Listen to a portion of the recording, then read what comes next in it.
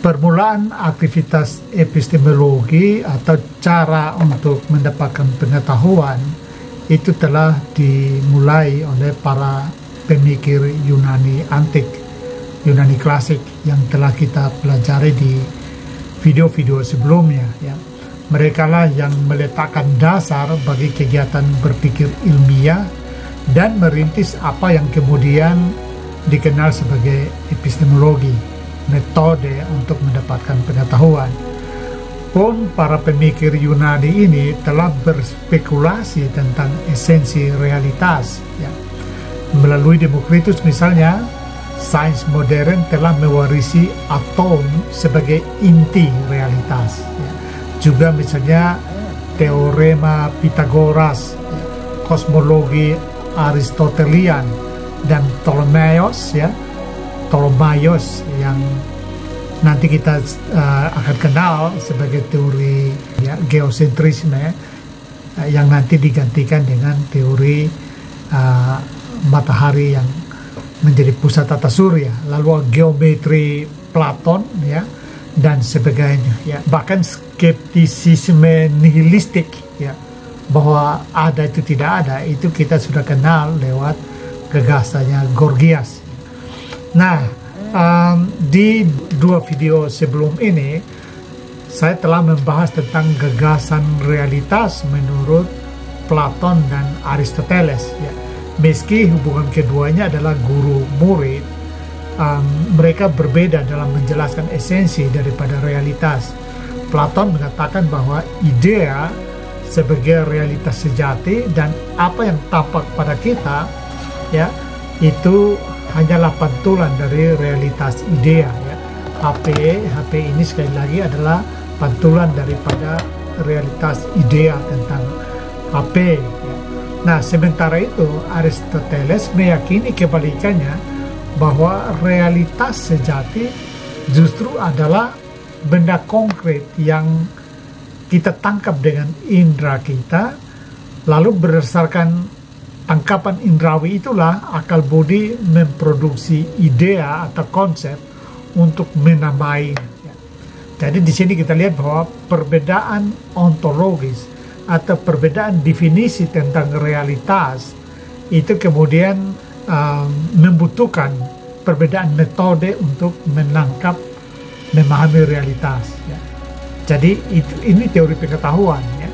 Kalau dia mendefinisikan realitas sebagai sesuatu, maka untuk memahami realitas sebagaimana yang dimengerti itu membutuhkan metode tertentu. Ya. Itulah sebabnya perbedaan dalam ontologi, perbedaan dalam mendefinisikan realitas dengan sendirinya akan membutuhkan perbedaan epistemologi atau perbedaan metode. Ya.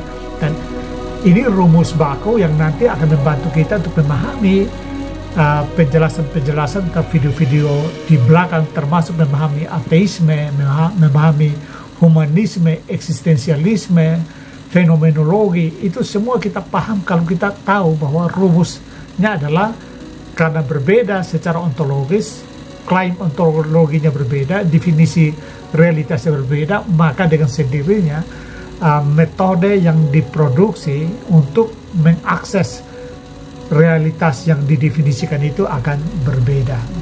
Nah, boleh dikatakan perkembangan filsafat yang memperdebatkan tentang realitas itu dia sampai kepada Platon dan Aristoteles, yang setelah itu nanti lebih ke membahas etika. Tentu realitas juga dibahas, tetapi lebih fokusnya kepada etika, sikap keutamaan manusia dan seterusnya, yang nanti itu dianggap berlangsung sampai dengan tahun 529 ya, ketika Akademi Platon diruntuhkan. Jadi kita tahu bahwa abad Masehi, abad kelahiran Yesus yang disebut sebagai titik awal Masehi, tahun 0 ya, munculnya kekristenan itu terutama setelah Romawi konversi menjadi Kristen, itu lalu kekuasaan raja menyatu dengan kekuasaan agama, dan lalu agama memonopoli kebenaran ya. Jadi semua pemikiran-pemikiran filsafat, sains ya, itu semua disingkirkan dan kebenaran satu-satunya adalah kebenaran agama ya. Jadi ditandai dengan ditutupnya Akademi Platon oleh Kaisar Justinian pada tahun 529 Masehi, karena Akademi Platon dianggap sebagai pagan ya, keyakinan pagan yang bertentangan dengan ajaran Kristen. Di situ filsafat telah mati ya, atau dibunuh, lalu klaim kebenaran diambil alih oleh agama, sehingga sumber kebenaran utama adalah wahyu ya. Tidak ada lagi rasio atau empirik sebagai sumber pengetahuan, melainkan wahyu menjadi satu-satunya sumber pengetahuan. Dan ini berlangsung selama 1000 tahun ya. Yang disebut dengan abad kegelapan atau abad pertengahan. Disebut kegelapan karena memang selama 1000 tahun itu akal budi tidak berperan lagi ya. Kebenaran itu, otoritas kebenaran itu oleh kaum ulama ya, baik Kristen maupun Islam, memang terutama Kristen ya. Tetapi abad pertengahan itu juga menandai kebangkitan Islam, dan di situ cirinya sama ya, bahwa kebenaran, otoritas kebenaran ada pada kaum ulama. Nah, kita tidak bahas itu, mungkin kita akan bahas di lain kesempatan, tapi ini supaya sekuensinya nyambung ya, yang nanti membawa kita untuk memahami ateisme dan berbagai aliran berpikir. Maka saya ringkas saja, tetapi nanti di kesempatan lain saya akan bahas juga abad pertengahan ini, terutama kebangkitan Islam, zaman keemasan Islam yang luar biasa ya. Nah, jadi setelah abad pertengahan ini, abad kegelapan ini, lalu muncul filsuf pertama ya, yang katakanlah memberontak terhadap otoritas kebenaran wahyu ini, yaitu Descartes ya, di abad yang disebut dengan modernisme ya. Jadi modernisme pertama kali muncul lewat gebrakannya Descartes, yang katakanlah muncul di panggung peradaban lalu mendeklarasikan rasionalisme ya. Dia menggunakan metode yang disebut dengan metode kesangsian radikal, lalu ia mentabiskan ya nalar sebagai satu-satunya jalan menuju pengetahuan ya. Indra menurut dia, menurut rasionalismenya Descartes ya, itu bisa menipu ya. Kalau sebuah tongkat kita masukkan ke dalam air kan terlihat tongkatnya seperti bengkok ya. Nah, itu bisa menipu. Atau katakanlah yang biasa saya gunakan itu adalah kopi segelas kita 4-5 orang minum, itu punya pandangan yang berbeda. Ada yang mengatakan pahit, ada yang mengatakan manis, ada yang mengatakan sepat, dan seterusnya ya. Berbeda ya. Jadi indera kita tidak bisa memberikan pengetahuan yang standar, yang kokoh. Karena itu menurut dia hanya rasio yang bisa memberikan pengetahuan yang kokoh ya. Nah, meski demikian banyak pemikir filsafat maupun sains itu menunjukkan bahwa pembuktian atau rasio juga tidak tahan uji ya, dan bahkan melaluinya kepastian pengetahuan tidak bisa terjamin ya. Jadi sebenarnya Descartes juga muncul ini ada satu tahapan yang sangat mengkondisikan masuk ke modernisme, yaitu yang disebut dengan Renaissance ya, atau kemudian diikuti dengan Aufklärung atau abad pencerahan ya. Itu nanti saya bahas secara tersendiri. Ini prakondisi awal untuk masuk ke modernismenya Descartes, artinya pemberontakan dalam tanda kutip terhadap otoritas agama itu bukan dari Descartes, tapi dia sudah dimulai awal sebelumnya, yaitu lewat Renaissance, lalu nanti masa reformasinya Martin Luther juga bisa dihitung di sini. Lalu muncul abad Aufklärung atau pencerahan. Nah, René Descartes sebagai bapak dari filsafat modern, karena dialah yang katakanlah membuka gerbang menuju filsafat modern, juga menjadi bapak rasionalisme. Dia mengajarkan bahwa untuk mendapatkan pengetahuan yang kokoh atau menemukan realitas sejati, kita harus memulai dengan menyangkal segala sesuatu, meragukan segala sesuatu. Anda pandanglah segala sesuatu di sekitar Anda, ya. Buku, meja, kursi, batu, matahari, orang tua Anda, rumah, apapun, bahkan diri Anda, pandang semuanya itu dan ragukan semuanya. Apapun yang Anda temukan, ragukan, ya. Bahkan apapun yang Anda pikirkan, kalau Anda sudah terpikir, ragukan bahwa dia ada, ya. Jadi ini yang disebut dengan metode keraguan-raguan radikal atau penyangkalan radikal. Segala sesuatu harus diragukan, ya, keberadaannya, untuk kita menemukan realitas yang sungguh-sungguh. Nah, kalau Anda sudah bisa ragukan segala hal yang Anda lihat, Anda pegang, semuanya diragukan, bahkan Anda pikirkan, itu diragukan keberadaannya, maka lewat metode itu nanti tinggal satu hal yang tidak bisa Anda ragukan lagi. Dia punya kepastian, ya, sehingga tidak memungkinkan untuk diragu-ragukan lagi. Menurut Anda apa itu? Ya, kalau segala sesuatu yang Anda lihat, Anda bayangkan, Anda pikirkan, Anda ragukan semuanya, tinggal satu hal yang tidak bisa diragukan lagi. Apa itu menurut Anda? Ya, mungkin Anda benar, ya, yaitu kenyataan bahwa Anda sedang ragu-ragu, ya. Jadi kenyataan bahwa Anda yang sedang ragu-ragu itu adalah kepastian yang tidak bisa diragukan lagi. Itu memberikan kepastian, ya. Jadi bahkan segala sesuatu bisa diragukan, tetapi kenyataan bahwa Anda sedang ragu-ragu itu tidak bisa diragukan, ya. Nah, apa artinya itu? Itu kesadaran. Itulah sebabnya dari katakanlah eksperimen ini, lalu Descartes menyebutnya aku berpikir maka aku ada, ya. I think therefore I am, ya. Aku berpikir maka aku ada. Cogito ergo sum, ya. Aku berpikir maka aku ada. Artinya kesadaran lah, rasio lah yang bisa menghadirkan realitas, ya. Ya, itu poin penting dari rasionalisme. Nah, lantaran pengamatan indrawi itu mudah menipu seperti contoh yang sudah saya berikan tadi, sehingga tidak dapat dijadikan sebagai pijakan pengetahuan, maka Descartes menekankan bahwa hanya kesadaran atau rasio yang dapat memberikan kepastian pengetahuan. Apa yang bisa kita observasi dengan panca indera, yang bisa kita alami, itu hanyalah untuk mengafirmasi apa yang telah dipikirkan oleh rasio. Jadi apa yang paling utama sebagai sumber pengetahuan itu adalah rasio dan bukan pengalaman. Sekali lagi, yang utama sebagai sumber pengetahuan adalah rasio dan bukan pengalaman. Karena pengalaman mudah menipu, ya. Pengalaman tidak bisa memberikan pengetahuan yang kokoh. Rasio lah yang memberikan pengetahuan yang kokoh. Nah, menarik, kan?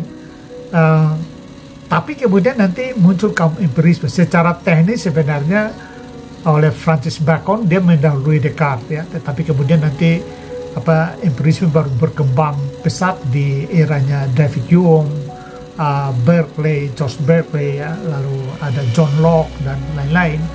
Sehingga secara teknis barangkali, ya, itu disebutkan belakangan, ya. Kaum empirisme ini menyangkal rasionalismenya Descartes, ya. Empirisme mengatakan bahwa sumber pengetahuan itu adalah pengalaman konkret. Karena pengalaman konkret kita bisa uji, ya.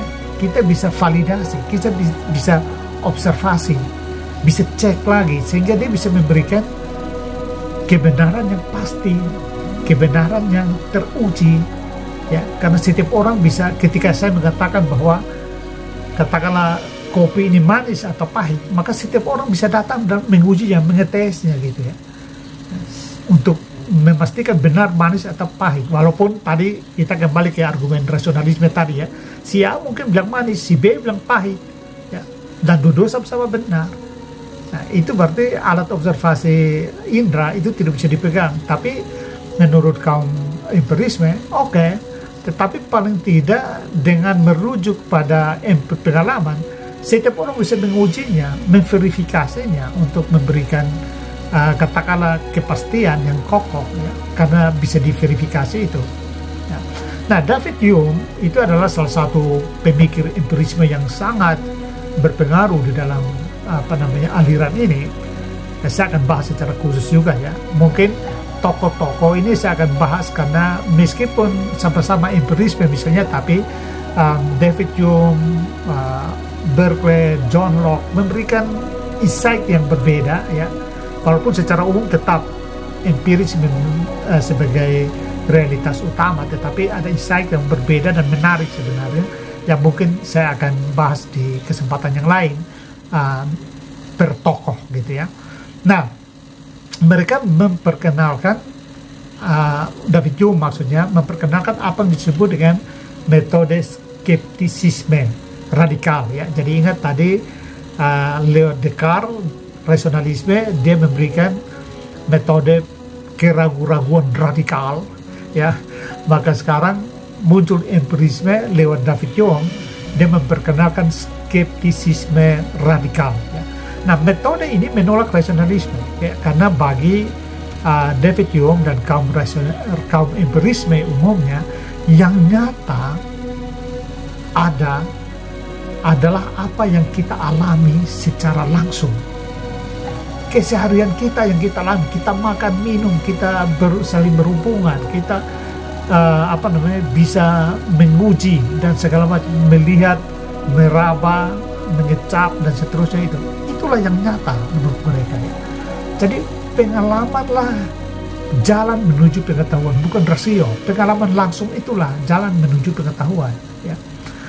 David Hume sebagai tokoh utamanya terobsesi sebenarnya dengan empirismenya Isaac Newton yang bertitik tolak dari gejala ya, bahwa gejala itu mendorong pengamatan atau pengalaman lalu menjadi awal dari pencarian pengetahuan.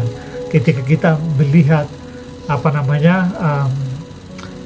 sesuatu, lalu kan kita mulai bertanya ya, gejala apa nih? Ada apa di balik ini ya? Jadi pertanyaan ini, gejala ini mendorong kita untuk mencari tahu apa itu, dan itulah yang melahirkan pengetahuan. Artinya gejala ini sesuatu yang konkret ya. Kalau kita kepala sakit kan kita bertanya gejala apa nih ya, lalu kita cari tahu, oh ternyata karena darah tinggi misalnya, atau karena apa gitu ya. Jadi itu gejala, yaitu yang kita alami secara konkret mendorong pengetahuan ya. Karena itu pengalamanlah yang menjadi sumber utama. Nah, guna memperlihatkan perbedaan antara rasionalisme dan empirisme, saya mengutip sebuah analogi yang diberikan oleh Dr. Widarsono ya, dosen di STF Jakarta. Dia mengatakan begini, bagaimana sebuah pohon diketahui sebagai pohon. Nah, ini menarik ya. Bagaimana sebuah pohon diketahui sebagai pohon? Sekali lagi, bagaimana sebuah pohon dikenali atau diketahui sebagai pohon? Kaum rasionalisme akan mengatakan begini, oh, di dalam pikiran kita sudah ada ide tentang pohon ya. Ini yang disebut dengan innate ideas, ide bawaan ya. Sehingga ketika melihat pohon di sana, kita segera tahu bahwa itu pohon, karena sudah ada dalam peta mental kita, atau pohon itu sudah ada dalam ide kita. Nah, tetapi sebaliknya kaum empirisme akan mengatakan begini, ide tentang pohon muncul dalam pikiran kita justru sesudah kita melihat atau mencoba meraba pohon di luar diri kita ya. Jadi ketika kita melihat pohon konkret, atau katakan kita melihat HP konkret, baru ide muncul untuk menamainya. Jadi ide itu muncul belakangan, yang ada adalah benda konkret terlebih dahulu ya. Jadi sekali lagi bertolak belakang ya. Kalau rasionalisme bilang kalau ide pohon itu tidak ada di sini karena ini menjadi ide bawaan, bagaimana Anda bisa sebut itu pohon? Bagaimana Anda mengenali itu sebagai pohon? Nah, sementara kaum empirisme bilang, loh, pohon ini yang jelas-jelas konkret ada, kita lihat, kita amati, kita pegang, kita peluk, kita makan buahnya. Baru berdasarkan itu ide memproduksi konsep untuk menamainya. Nah, ini Silakan Anda pikirkan siapa di antara mereka berdua yang benar. Apakah ide yang duluan atau pohon konkret yang duluan? Apakah manusia konkret Yusak, Dewi, Joko yang ada duluan, atau ide Joko, Yusak yang mendahului? Ya, ini menarik ya. Nah, dari pemahaman tersebut di atas itu ya, terlihat bahwa rasionalisme dan empirisme terkait secara oposisional, ya, terkait secara bertentangan. Ya. Keduanya mengklaim jalannya sendiri. Apakah benda ada terlebih dahulu atau ide tentang benda itu yang ada terlebih dahulu? Ya. Sekali lagi, apakah benda konkret ada terlebih dahulu atau ide tentang benda konkret itu yang ada terlebih dahulu? Ya.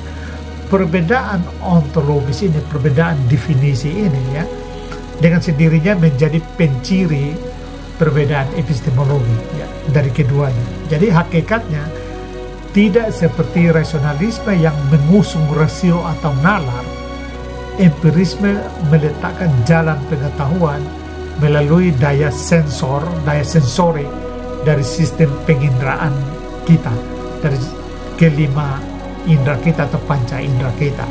Nah, maka jelas sekali bahwa proyek empirisme David Hume melawan gagasan ide bawaan yang diusung oleh rasionalisme, yang kita tahu ini datang dari Platon ya.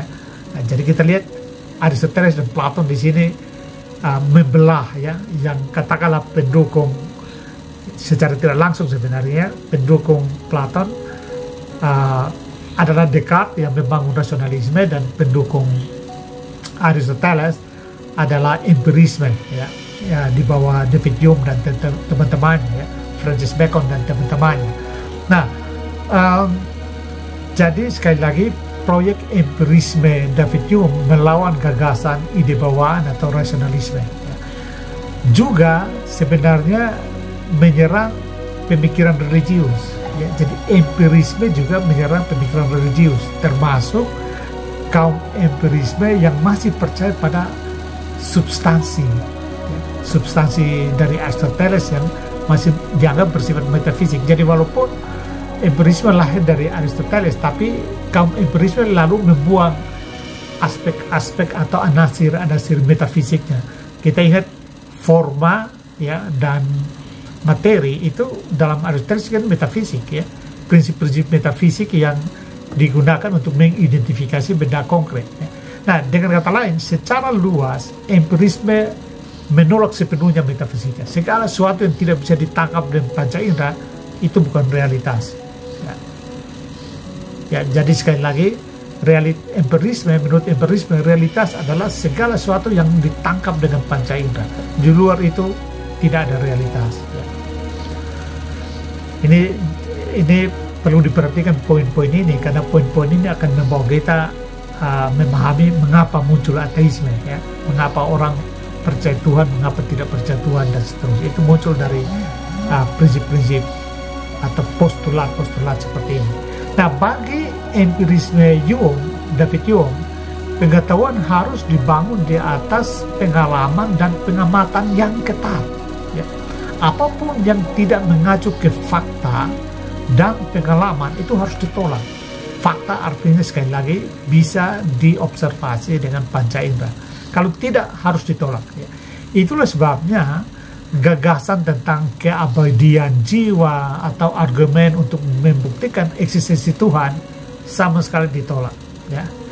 Ya, sudah tentu ya, Anda di sini sudah bisa bayangkan David Hume tentu seorang ateis jadinya ya, karena itu tidak bisa diterima, realitas yang tidak bisa ditangkap panca indera ya. Bahkan pada pandangan David Hume, kausalitas ya, hukum sebab akibat itu juga metafisik, sehingga harus ditolak. Tidak ada sebab akibat ya.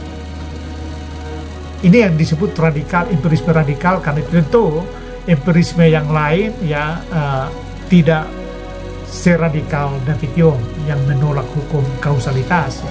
Tetapi David Hume dengan jelas mengatakan bahwa kita tidak bisa membuktikan kausalitas, hubungan sebab akibat, tidak bisa ya.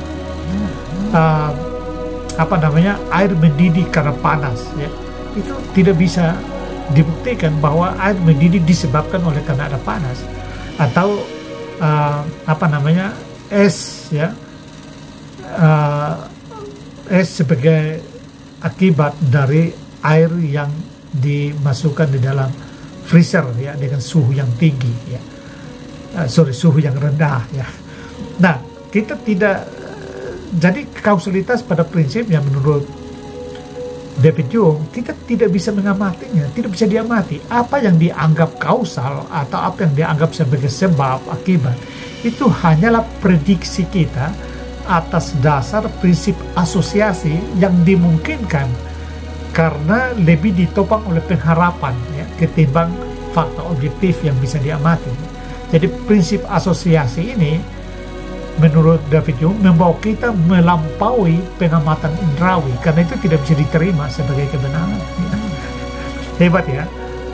Misalnya begini, kalau seekor kucing ditabrak oleh mobil, sebuah mobil lalu mati kucing itu, kita tidak dapat mengatakan bahwa kucing mati sebab tertabrak ya. Antara mobil yang menabrak ya dan kucing yang mati itu hanyalah dua kejadian yang beruntun ya. Jadi pertama mobil menabrak, lalu kedua kucing yang mati. Itu adalah fakta pengamatan ya, sebab memang yang bisa kita lihat ya, kita lihat, katakanlah saksi mata lihat, itu hanyalah pertama-tama ada mobil yang berlari kencang barangkali, lalu dia menabrak kucing, kemudian kucing itu mati. Tetapi kita tidak bisa mengatakan bahwa kucing itu mati disebabkan karena ditabrak oleh mobil ya. Ini tentu membawa implikasi yang luas teman-teman ya. Misalnya pada kasus-kasus hukum, bila seorang memberi kesaksian di pengadilan ya, saya buat contoh yang radikal supaya mudah diingat ya, bahwa ia menyaksikan si A dibunuh oleh si B dengan pistol ya, ingat ya kasus Ferdi Sambo ya. Jadi kalau si A bersaksi bahwa dia melihat, seseorang bersaksi bahwa dia melihat si A dibunuh oleh si B dengan pistol, maka dalam pandangan David Hume, si saksi mata itu telah bersaksi melampaui fakta indrawi. Dia bersaksi melampaui kenyataan sebenarnya. Mengapa? Menurut David Hume, fakta sesungguhnya yang bisa diamati oleh indera, kita bahasakan dengan mata kepala kita, itu adalah terjadi penembakan pistol oleh si B, lalu diikuti oleh kejadian si A meninggal ya. Apakah si A meninggal disebabkan oleh peluru yang digelontorkan dari pistol si B, sama sekali tidak dapat diamati ya, dalam sebuah hubungan sebab akibat. Proses sebab akibat itu tidak bisa diamati ya.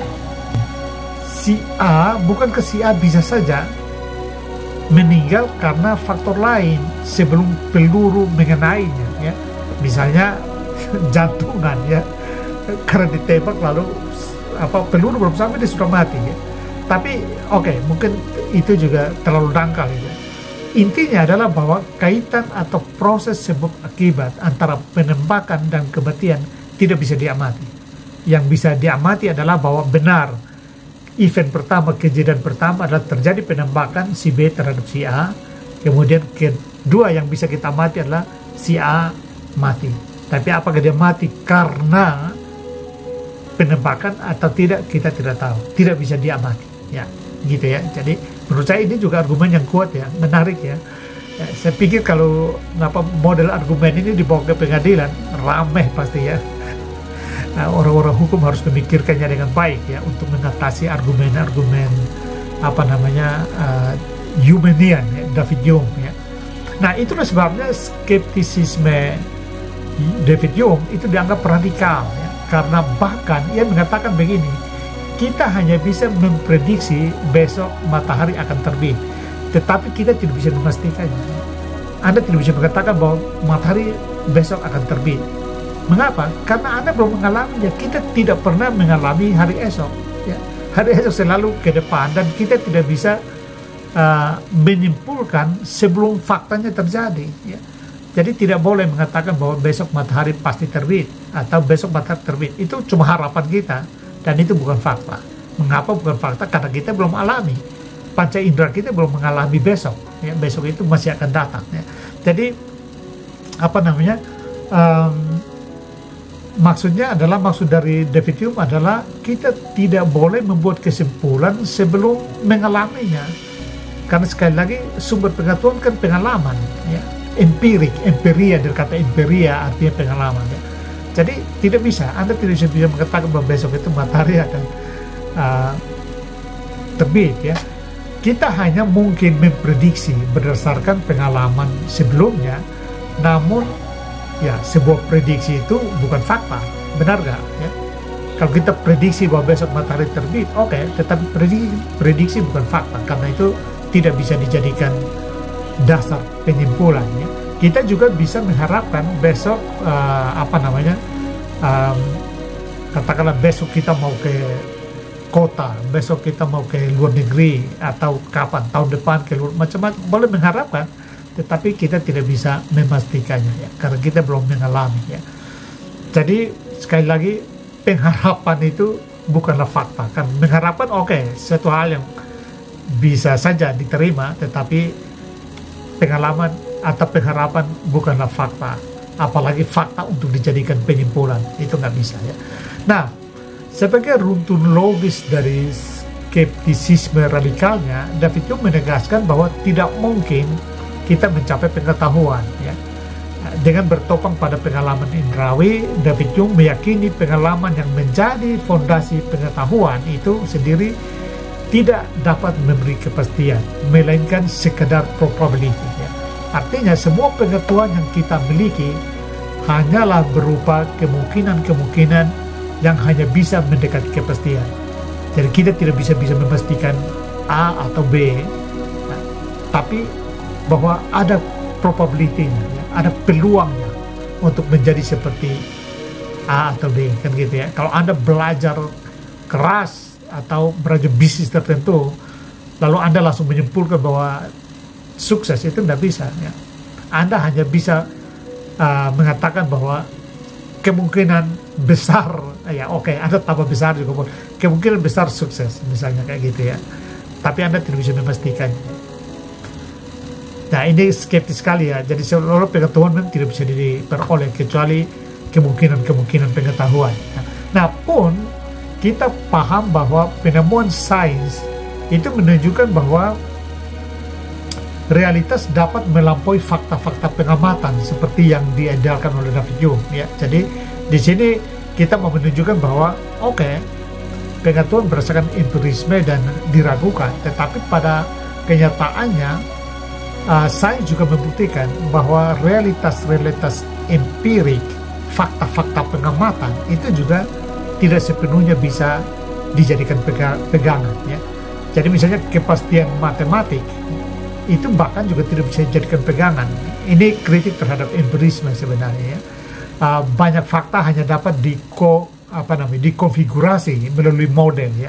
Kita tahu, ini kita akan bahas lebih ketat kalau kita sudah masuk ke argumen ateisme dan sains ya. Misalnya Big Bang ya. Itu juga hipotesis ya, model. DNA itu juga model, itu bukan kalau Anda lihat gambar DNA yang rakitan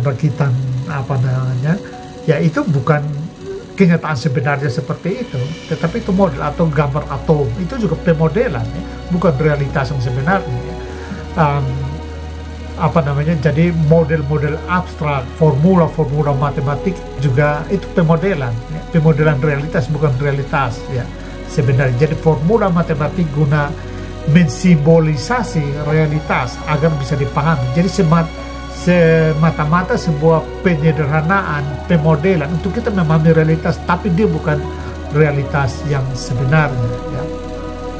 Nah, dan kita pun tahu misalnya model atau formula-formula yang digunakan apa adanya itu ya tidak sebagaimana fakta apa adanya, bahkan bukan didasarkan atas sesuatu yang fakta, apalagi fakta teramati. Jadi fondasi sains juga, sains yang mengklaim diri empirik ya, ini juga di level tertentu cukup meragukan ya. Dan dengan demikian maka ya kita bisa pahami argumennya David Hume ya, bahwa hanya bisa memberikan probability dan tidak bisa memberikan pengetahuan yang ketat.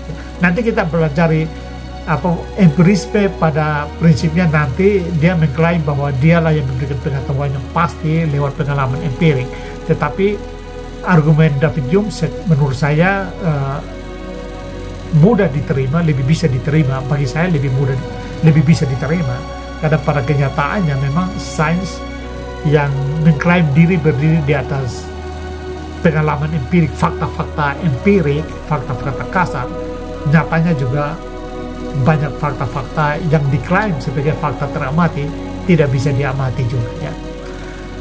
Apalagi kalau kita bicara soal kuantum ya, quark dan macam-macam itu sudah sulit. Tapi nanti kita akan bahas itu kalau kita sudah masuk ke tema-tema sains dan iman ya. Ini masih pengantar supaya kita memahami fitur-fitur realitas, beragam definisi realitas yang nanti berkonsekuensi ke epistemologi. Ini penting sekali teman-teman, karena hanya dengan memahami berbagai fitur realitas, layer-layer realitas, lapisan-lapisan realitas, ragam realitas, kita akan menjadi kaya perspektif sehingga kita bisa memahami baik ateisme, eksistensialisme, fenomenologi dan macam-macam itu semuanya kita bisa pahami.